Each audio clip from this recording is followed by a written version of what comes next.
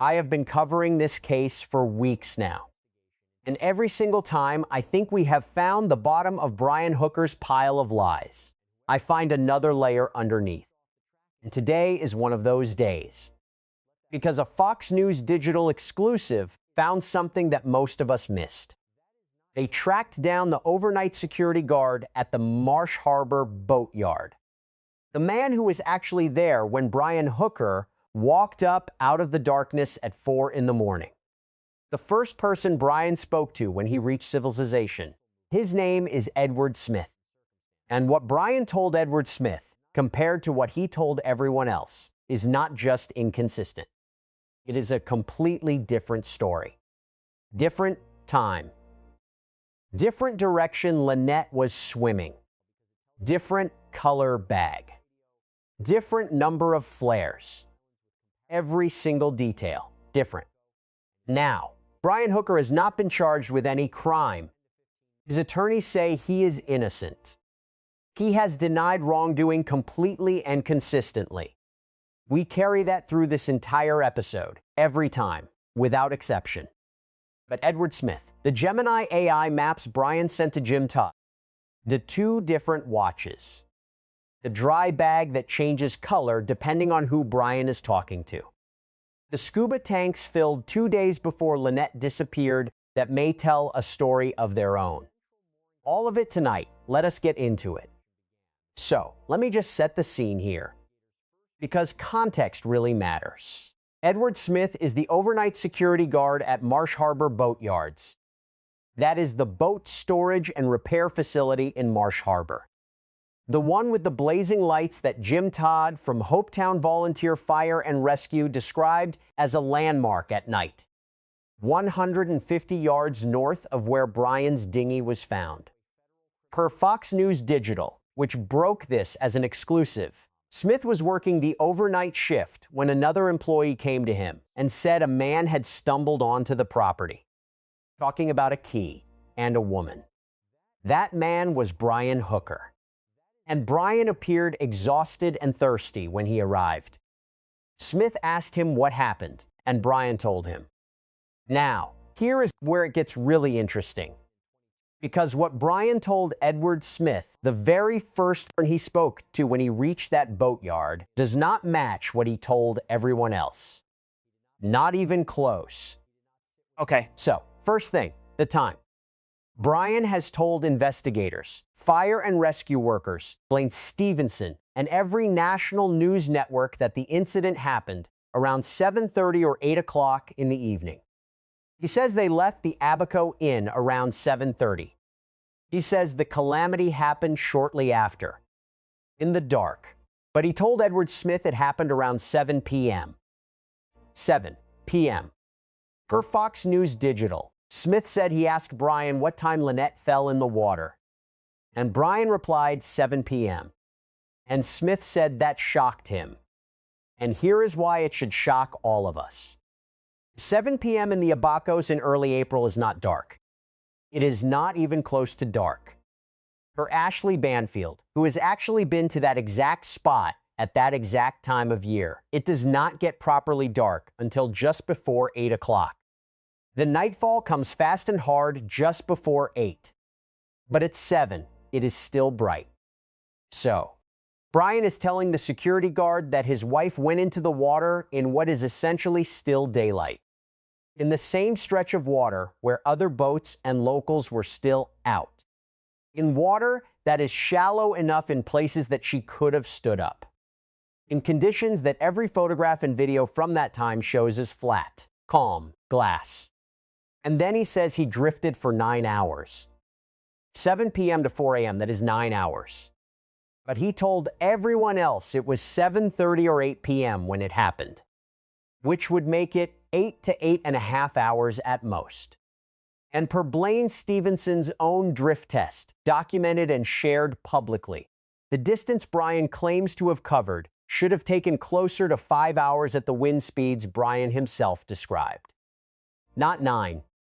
But now we have Brian telling the very first man he encountered that it happened at 7 p.m., which makes the claimed drift even longer than he told everyone else.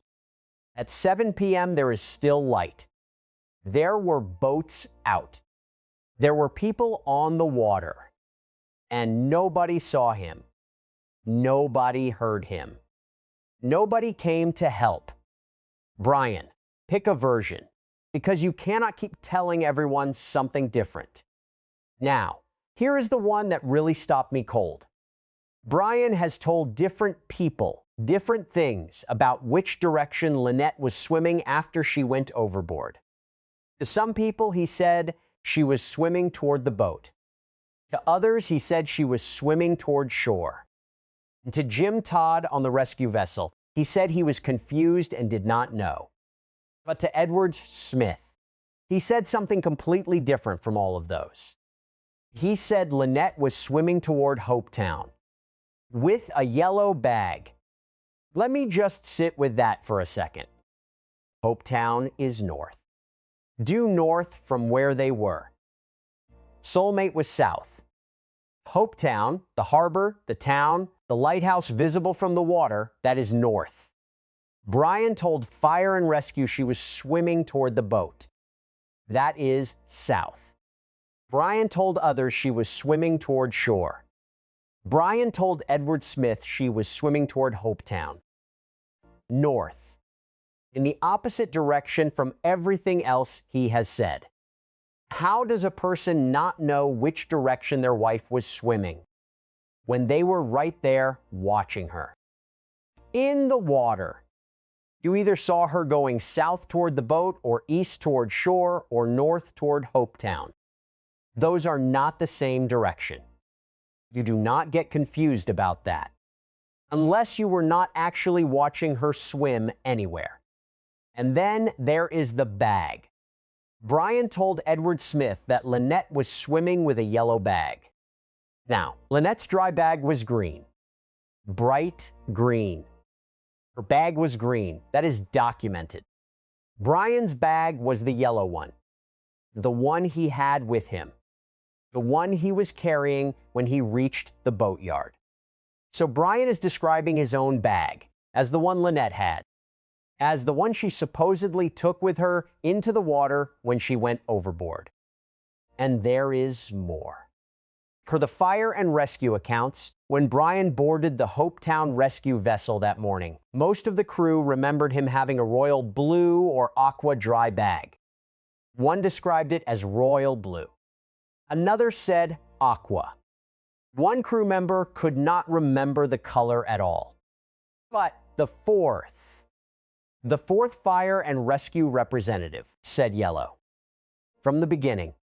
So now we have Edward Smith saying yellow, and one fire and rescue crew member saying yellow, and two others saying royal blue or aqua. Either Brian had two dry bags with him that morning, or the color of his dig changed somewhere between the boatyard and the rescue vessel. And one fire and rescue crew member specifically remembers an aqua-colored dry bag being thrown up onto Soulmate when they came alongside the vessel that morning, and then being left behind on board when Brian came back out. So, Brian left a dry bag on Soulmate, the boat that CGIS now has in federal custody, at Fort Pierce, with crime scene tape around it. Investigators are going to find that bag and whatever is in it. Now, the flares.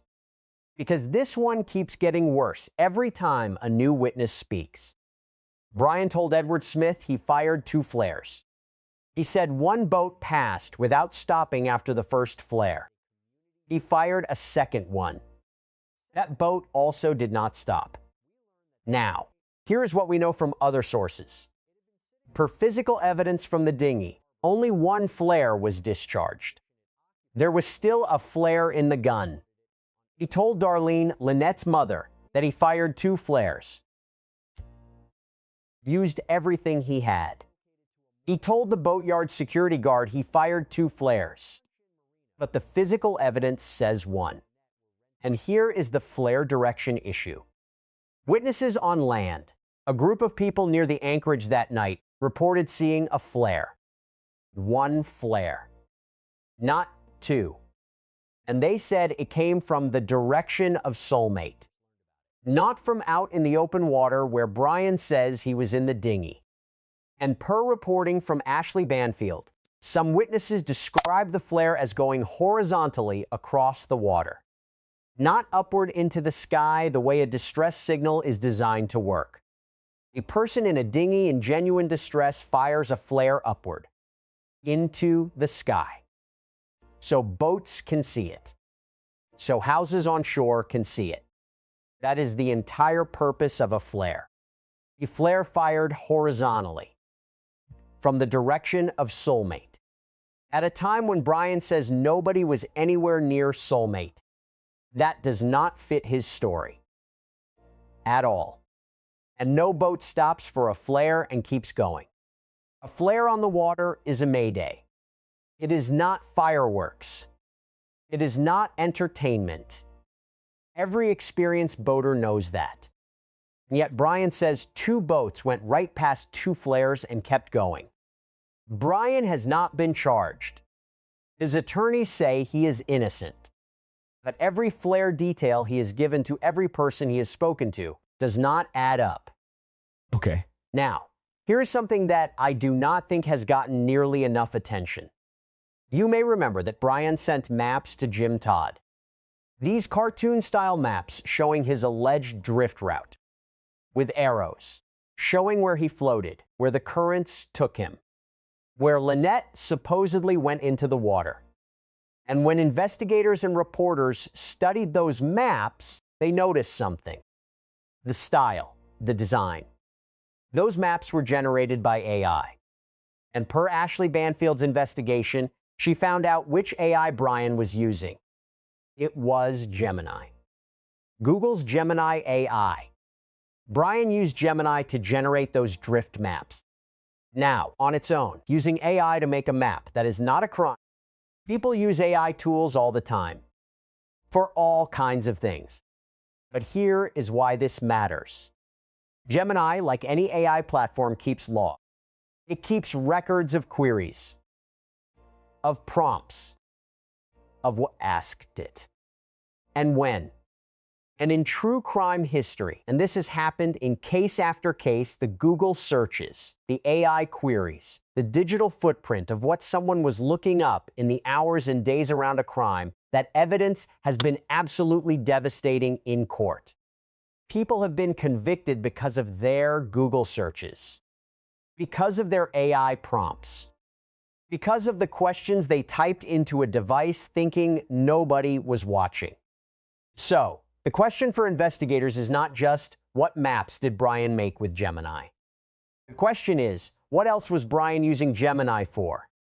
And when? If Brian was on Soulmate's Wi-Fi that night, connected to the Starlink, and he was using Gemini, those queries exist. Timestamped on Google's servers, accessible to federal investigators with a Department of Justice subpoena. If those queries include things like soft sand beaches in the Abacos, or mangrove areas accessible by dinghy, or tidal patterns around Lubbers Quarters, or anywhere else relevant to what investigators believe may have happened that night, that is what prosecutors call a problem. A very serious problem. Brian got fired from AT&T for masking his GPS location on a work van. He understands technology. He knows how to try to make himself invisible going forward. But you cannot make yourself invisible going backward. You cannot reach back in time and delete a Gemini query that already happened. You cannot wipe a server at Google the way you might wipe a phone. CGIS knows this.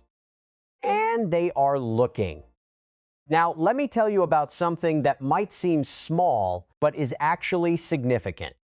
When Brian was released from Bahamian custody after 5 days, the jail returned his personal property, including his watch.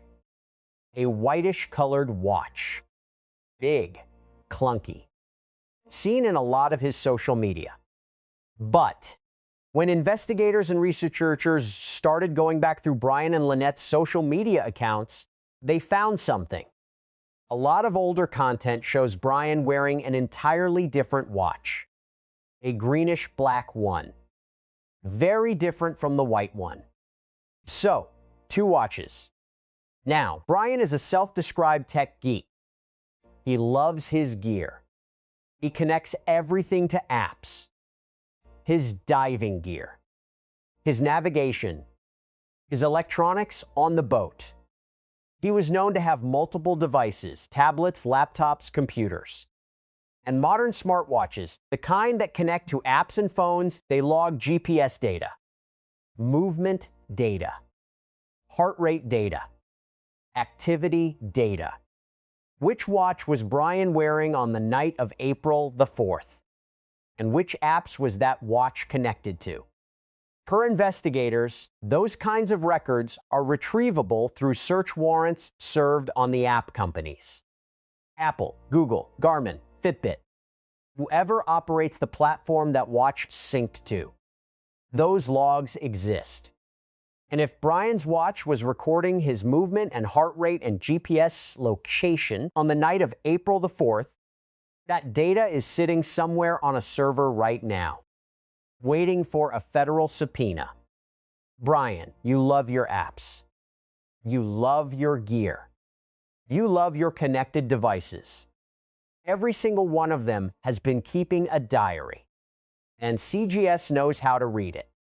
Okay, now, this next one, I want to be very precise about, because it looked like a big deal. And it turns out there is an explanation. But it is still worth understanding.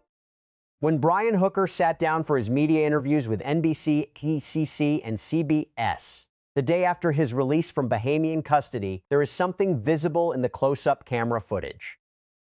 His fingernails. They look dark, embedded, like there is dirt under them. Now, think about that for a second.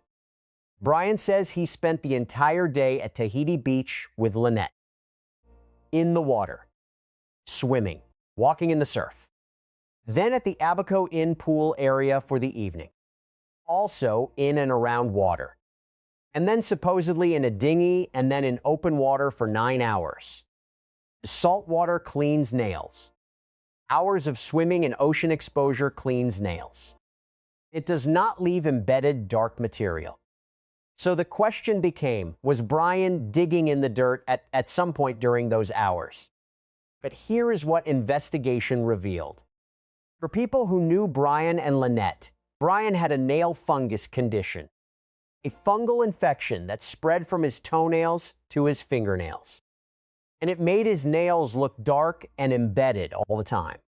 Not from digging, from fungus. And Lynette, sweet, caring Lynette, had actually purchased a product specifically to help him treat it. A bottle of something called Benjamin's Healing Oil, to try to fix the fungus problem for her husband. So the dark nails, it appears to be the fungus, not digging. Can we rule out digging completely? No, we cannot. Because the fungus makes it impossible to know definitively whether additional material was added to what was already there. But the primary explanation appears to be the nail condition. What I do find interesting, though, is that Lynette was buying healing oil to fix Brian's nail fungus. She was taking care of him, looking after him, trying to help.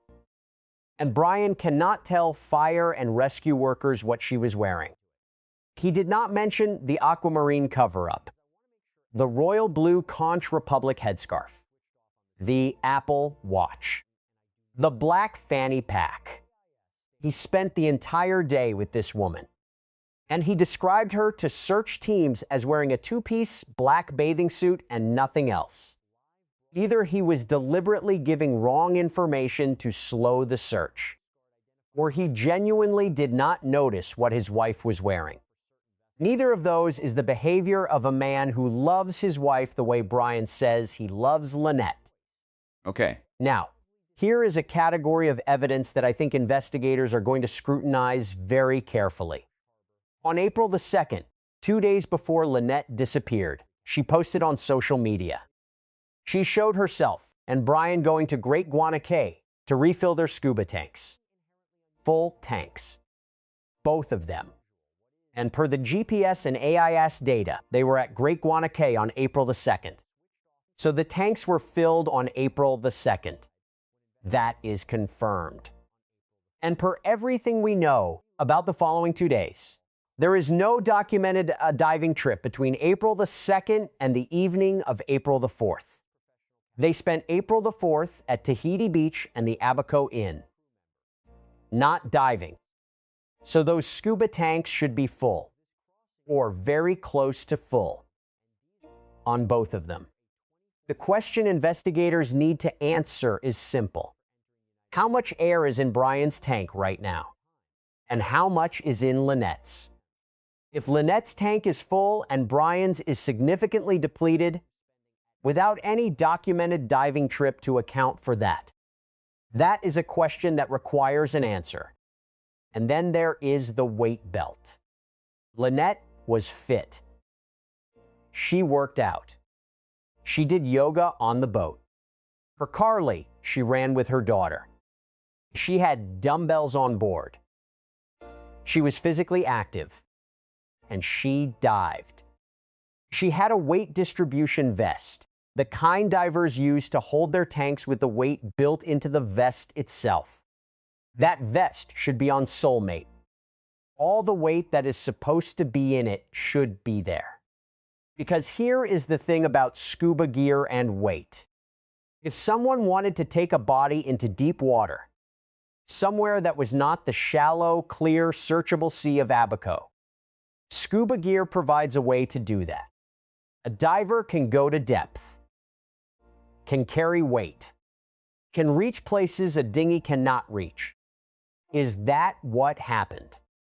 I don't know. Brian has not been charged. His attorneys say he is innocent, but the scuba gear needs to be accounted for. Every piece of it. Every tank. Every weight. Every component. CGIS has that boat. They are going through it. And the scuba equipment is on their list. Now, here is something that connects directly to the scuba question. Brian and Lynette had 2 engines for their dinghy, an old Torpedo and a newer electric engine called the NT300.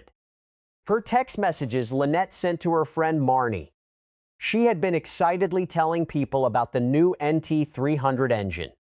It was newer, better, sick with telemetrics, lots of connectivity to apps. And that NT300 engine was photographed on the back of the dinghy 2 days before Lynette disappeared, at Great Guana Cay, when they went to fill the scuba tanks. So the NT300 should be on that dinghy right now, in Bahamian custody. If it is the old Torpedo engine on the back of that dinghy instead, the question is why? Why would you switch back to the old engine? 2 days after the NT300 was right there on the back. And those engines have telemetrics. They connect to apps. They log usage data. They record where they went and how far and how long they ran. If that NT300 engine is somewhere on Soulmate, in the hold, stored below deck, CGIS is going to find it. And they are going to pull its telemetric data. And if that engine ran on the night of April the 4th, after the time Brian says the dinghy was dead in the water with no power, that data will show it. Now, here is something that has not been widely reported but deserves attention. Dean, a resident who lives on Lubbers Quarters in a home facing Elbow Cay, had a camera running that night. A camera with a view toward the anchorage where Soulmate was positioned. And that camera captured light events on what appears to be Soulmate at midnight. Lights going on and off. Around the hull. Flashlight-type movements around the area of the vessel. At midnight. when Brian says nobody was anywhere near that boat. Now, Ashley Banfield has been examining that footage as part of her ongoing investigation into this case. And the light events, the timing, the pattern, the location are consistent with someone being on or near Soulmate at an hour when Brian's story says the boat was completely empty. That footage is being examined by people who are looking for exactly that kind of evidence. And remember, the witness who heard the massive splash. The one that registered because the island had gone quiet by then. That splash was reported as happening after 9:30. Lights at midnight. Splash after 9:30. AIS offline from 9:29 p.m. until 8:34 a.m. All of these data points at a boat that Brian says was sitting completely empty and dark all night. Okay? Let me just say something that I think a lot of people following this case feel but are careful about saying out loud. The trajectory of this investigation feels like it is heading somewhere. Now, Brian Hooker has not been charged. His attorneys maintain his innocence. The Bahamian Department of Public Prosecutions recommended no charges at the time of his release, pending further investigation. That is how the legal system works. And we respect that. But look at where we are. The boat is in federal custody. Crime scene tape up. CGIS agents going through every inch of it daily. Per sources close to the investigation, the forensic search of Soulmate has been productive. Significant material has been recovered. The electronic evidence, the battery logs, the Starlink records at SpaceX, the Gemini AI query history at Google, the camera footage potentially stored in Amazon's cloud. All of that is sitting on servers that federal investigators can reach with a Department of Justice subpoena. The witness who saw the horizontal flare from the direction of Soulmate. The witness who heard the massive splash after 9:30. Both of them in contact with authorities. The boatyard security guard Edward Smith, per Fox News Digital, who heard a story from Brian that contradicts every other account Brian has given. 7 p.m., swimming toward Hopetown. Yellow bag, 2 flares, all of it different. The domestic abuse history. Per CNN, Carly told them Brian threatened to throw Lynette overboard in 2024. Per CNN, she told Carly about that threat again in January 2026. 3 months before Lynette disappeared. Per the 2015 Kentwood, Michigan police report, documented by NBC News, Lynette told officers Brian had choked her and struck her during a domestic incident. And the Sea of Abaco has returned nothing. After more than 40 days. In water 15 feet deep. Clear as glass. Thoroughly searched. Every expert, every fisherman, every local says the same thing. That water gives things back. Lynette is not in it. Federal conviction rates run above 95%. Because the feds do not bring a case they are not ready to win. They front-load the evidence. They build the whole case. And then they move. Is that what is happening? I cannot tell you that for certain. Nobody outside of CGIS and the Department of Justice knows. But the evidence against Brian Hooker keeps building. And CGIS keeps going back to that boat. Every day. Let me bring everything together. Edward Smith, the overnight security guard at Marsh Harbour Boatyards, exclusively sourced by Fox News Digital, told a completely different story from everything Brian has said publicly. 7 p.m. Swimming toward Hopetown. Yellow bag. 2 flares. Every detail different from every other account Brian has given. Brian used Gemini AI to generate the drift maps he sent to Jim Todd at Hopetown Fire and Rescue. Gemini keeps query logs on Google servers, accessible by federal subpoena. Whatever else Brian searched for that night, investigators are going to find it. Brian was wearing one of two possible watches that night. Both connect to apps. Both log GPS and movement data. That data is recoverable with the right warrants. The scuba tanks were filled 2 days before Lynette disappeared. There is no documented dive between then and the night of April the 4th. The current state of those tanks, how full, how depleted, is a question CGIS needs answered. The NT-300 engine should be on the back of the dinghy. If it is not, if the old torpedo is there instead, that needs an explanation. And the NT-300's telemetric data needs to be examined. Lights were recorded on Soulmate at midnight by Dean's camera on Lubber's quarters, when nobody was supposed to be on that boat. And the dry bag. A colored dry bag, possibly aqua, possibly royal blue, was left behind Soulmate by Brian that Easter morning. CGIS has that boat. They are going to find it. And whatever is inside it. Brian Hooker has not been charged. His attorneys maintain his innocence. We say that every single episode. Because it is true, and it matters. And Lynette Hooker has been missing for over 40 days. She was 55 years old. She sewed the biminis on that boat herself. She funded it. She chose that life with her whole heart. She even bought healing oil to help her husband's nail fungus. That is who Lynette Hooker was.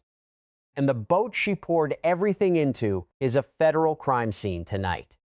We are not moving on from this story. Not for a single day.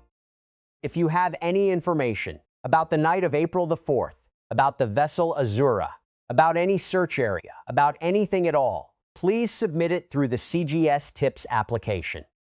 Anonymous, iOS and Android, link in the description. Subscribe and hit the notification bell. Because when the next development breaks, you need to be here. We have not stopped, not for a single day.